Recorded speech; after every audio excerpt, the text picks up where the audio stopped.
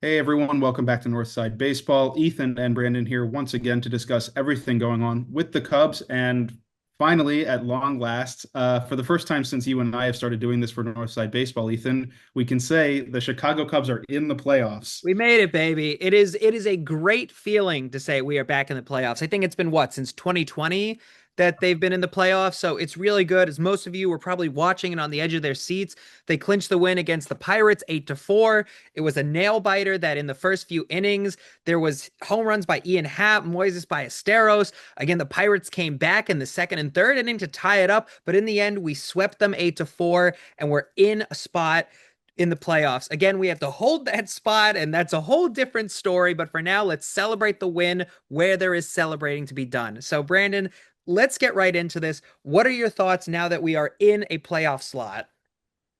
I mean, it's good because it means obviously that there's no September collapse that can happen, which obviously Cubs fans are familiar with from the last few years. But I will say there's still stuff to play for. Obviously, the Cubs have a really sizable lead right now for the first wild card spot, which is rather important because it means you host the wild card series against the 5 seed, which at this point pretty much looks like it's going to be the Padres. The Cubs only need to win a few more games in order to lock that in, and they're currently on a 4 game winning streak. So I feel good about that. But obviously, that is what the Cubs have to play for, unless the Brewers collapse and then they steal the NL Central back. But assuming that doesn't happen, yeah, I mean that's the state of the state of the union right now. But I will say, this is now a chance for the Cubs to sort of manage, their roster. There's no reason, assuming that they can hold this lead for the first wild card, there's no reason to run anyone into the ground. Obviously, we'll talk about this in a future video, but Kyle Tucker's injury is super serious. We don't know what's going on with that.